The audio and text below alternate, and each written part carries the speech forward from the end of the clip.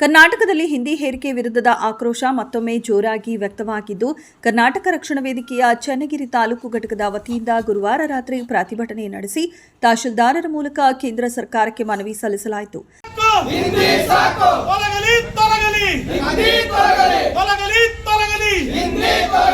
ಕನ್ನಡ ವಿರೋಧಿ ರಾಜ್ಯಪಾಲರಿಗೆ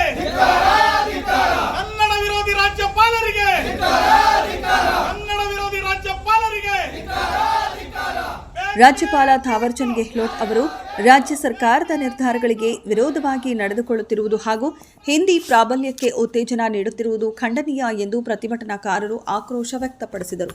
ಅವರನ್ನು ತಕ್ಷಣವೇ ಹಿಂಪಡೆಯಬೇಕು ಎಂದು ಕೇಂದ್ರ ಸರ್ಕಾರವನ್ನ ಒತ್ತಾಯಿಸಿದರು. ಪ್ರತಿಭಟನೆಯಲ್ಲಿ ಮಾತನಾಡಿದ ಕರವೇ ತಾಲೂಕು ಅಧ್ಯಕ್ಷ ಟಿ ಮಲ್ಲನ್ ನಾಯಕ್ ಅವರು ಎಸ್ಎಸ್ಎಲ್ಸಿ ಪರೀಕ್ಷೆಯಲ್ಲಿ ತೃತೀಯ ಭಾಷೆಗೆ ಗ್ರೇಡಿಂಗ್ ವ್ಯವಸ್ಥೆ ಜಾರಿಗೆ ತಂದಿರುವ ರಾಜ್ಯ ಸರ್ಕಾರದ ನಿರ್ಧಾರವನ್ನು ಮರು ಪರಿಶೀಲಿಸುವಂತೆ ರಾಜ್ಯಪಾಲರು ಮುಖ್ಯ ಕಾರ್ಯದರ್ಶಿಗಳಿಗೆ ಪತ್ರ ಬರೆದಿರುವುದು ರಾಜ್ಯದ ಸ್ವಾಯತ್ತತೆಗೆ ಧಕ್ಕೆ ತರುವ ನಡೆ ಎಂದು ಆರೋಪಿಸಿದರು.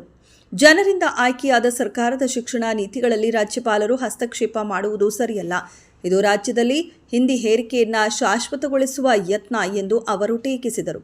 ಕರ್ನಾಟಕದ ಜನತೆ ತಮ್ಮ ಅಗತ್ಯಗಳನ್ನು ಮನಗಂಡು ಸರ್ಕಾರವನ್ನು ಆಯ್ಕೆ ಮಾಡಿಕೊಂಡಿದ್ದಾರೆ. ಹೀಗಾಗಿ ರಾಜ್ಯಪಾಲರು ಸರ್ಕಾರದ ಕನ್ನಡಪರ ಹಾಗೂ ನಾಡಪರ ನಿರ್ಧಾರಗಳಿಗೆ ಬೆಂಬಲ ನೀಡಬೇಕಾಗಿದ್ದು, ಅದರ ವಿರುದ್ಧ ನಡೆದುಕೊಳ್ಳುವುದು ಸಂವಿಧಾನಾತ್ಮಕ ಸ್ಥಾನಕ್ಕೆ ತಕ್ಕದ್ದಲ್ಲ ಎಂದು ಅವರು ಹೇಳಿದರು. ಪ್ರತಿಭಟನೆ ವೇಳೆ ಕಾರ್ಯಕರ್ತರು ಕೇಂದ್ರ ಸರ್ಕಾರದ ವಿರುದ್ಧ ಘೋಷಣೆಗಳನ್ನು ಕೂಗಿ ಆಕ್ರೋಶ ವ್ಯಕ್ತಪಡಿಸಿದರು. ನಂತರ ಪ್ರವಾಸಿ ಮಂದಿರದಿಂದ ಆರಂಭವಾದ ಮೆರವಣಿಗೆ ತಾಲೂಕು ಕಚೇರಿವರೆಗೆ ಸಾಗಿದ್ದು, ತಹಶೀಲ್ದಾರರ ಮೂಲಕ ಮನವಿ ಪತ್ರ ಸಲ್ಲಿಸಲಾಯಿತು. ಈ ಸಂದರ್ಭದಲ್ಲಿ ಕರವೇ ನಗರ ಅಧ್ಯಕ್ಷ ಸೈಯದ್ ತನ್ವೀರ್, ಗುರುವ ಭೋವಿ, ಎನ್ಡಿ ಪ್ರಕಾಶ್, ಗೋವಿಂದಪ್ಪ, ಚಂದ್ರನಾಯಕ್, ಎಸ್ ಉಮಾನಾಯಕ್, ಅಂಜನಪ್ಪ ಹೆಚ್, ಷಣ್ಮುಖ, ಅಣ್ಣಯ್ಯ, ಮೂರ್ತಿ, ಆರ್ಪಿ, ತಿಮ್ಮಯ್ಯ, ವಸಂತ, ಹೇಮಂತ, ಮೋಹನ್, ನಾಗರಾಜ್ ಸೇರಿದಂತೆ ಹಲವರು ಭಾಗವಹಿಸಿದ್ದರು. ಎಸ್ಎಲ್ಸಿ ವಿದ್ಯಾರ್ಥಿಗಳಿಗೆ ಏನು 625 ಅಂಕ ಇತ್ತು ನೋಡು 525 ಕಡಿತ ಮಾಡಿ ಹಿಂದಿ ಭಾಷೆ ತೃತೀಯ ಭಾಷೆನ ಅಂಕಗಳನ್ನ ಅದನ್ನ ಸೇರ್ಪಡೆ ಮಾಡಲಿಲ್ಲದಂಗೆ 525ಕ್ಕೆ ಮಾಡಿದೆ. ಅದನ್ನ ಮಸೂದೆ ಅಂಗೀಕಾರ ಆಗಿ ಶಾಸನ ಸಭೆಯಲ್ಲಿ ಅಂಗೀಕಾರ ಆಗಿ ರಾಜ್ಯಪಾಲರಿಗೆ ಕಳಿಸಿದಾಗ ರಾಜ್ಯಪಾಲರು ನಾಡಿನ ಹಿತದೃಷ್ಟಿ ಕರ್ನಾಟಕ ರಾಜ್ಯಪಾಲರಾಗಿ ಒಕ್ಕೂಟ ವ್ಯವಸ್ಥೆ ಭಾರತದ ಒಕ್ಕೂಟ ವ್ಯವಸ್ಥೆಯಲ್ಲಿ ನಮ್ಮ ರಾಜ್ಯದ ಹಿತ ಕಾಪಾಡಬೇಕು, ನಮ್ಮ ನಾಡಿನ ಮಕ್ಕಳ ಹಿತ ಕಾಪಾಡೋ ನಿಟ್ಟಿನಲ್ಲಿ ಕೆಲಸ ಮಾಡದೆ ಅವರು ಹಿಂದಿಯ ದಲ್ಲಾಳಿ ಅಂತೆ ಹಿಂದಿಯ ಮಾಫಿಯಾದ ಜೊತೆ ಕೈ ಜೋಡಿಸ್ಕೊಂಡು ಕೆಲಸ ಮಾಡ್ತಾ ಇದಾರೆ. ಅವ್ರು ಈ ಕೂಡಲೇ ಅವ್ರನ್ನ ಕೇಂದ್ರ ವಾಪಸ್ ಕಳಿಸ್ಕೋಬೇಕು, ಇಲ್ಲ ವಜಾ ಮಾಡಬೇಕು ಅಂತ ಹೇಳಿ ನಾವೆಲ್ಲ ಕರ್ನಾಟಕ ರಕ್ಷಣಾ ವೇದಿಕೆಯರು ಇವತ್ತಿನ ದಿವಸ ನಾವು ನಮ್ಮ ಚನ್ನಗಿರಿನಲ್ಲಿ ಹೋರಾಟ ಮಾಡಿ ಎಸ್ಎಲ್ಸಿ ಇದೊಂದು ಒಳ್ಳೆಯ ಮಸೂದೆ ಅಂತ ಹೇಳಿ ನಾವೆಲ್ಲ ಕರ್ನಾಟಕ ರಕ್ಷಣಾ ಸ್ವಾಗತ ಮಾಡಿದ್ದೀವಿ.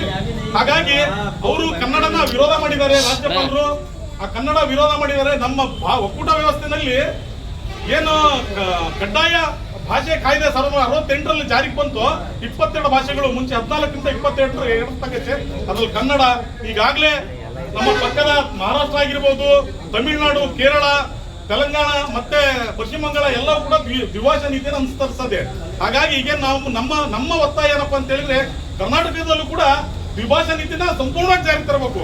ಬರೀ ಗ್ರೇಡಿಂಗ್ ವ್ಯವಸ್ಥೆ ತರೋದಲ್ಲ, ಪೂರ್ತಿ ಹಿಂದಿನ ತೆಗೆದುಬಿಟ್ಟು ದ್ವಿಭಾಷಾ ನೀತಿ ಮತ್ತೆ ನಮ್ಮ ಮಾತೃಭಾಷೆ ಕನ್ನಡ ಮತ್ತೆ ಸಂವಹನ ಭಾಷೆ ಇಂಗ್ಲಿಷ್ನ ತರಬೇಕು ಅಂತೇಳಿ ಈ ದಿನ ನಾವು ತಮ್ಮ ಮೂಲಕ ಮುಖ್ಯಮಂತ್ರಿಗಳಿಗೆ ಮನವಿಯನ್ನು ಸಲ್ಲಿಸ್ತೇವೆ.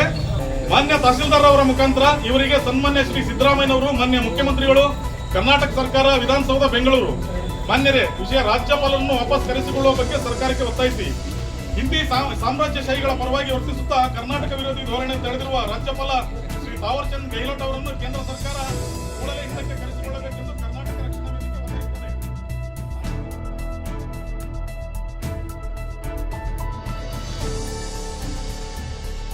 ವರದಿ ಷಣ್ಮುಖ ನಾಯ್ಕ, ವಿಸ್ಮಯ ಮಾಧ್ಯಮ, ದಾವಣಗೆರೆ.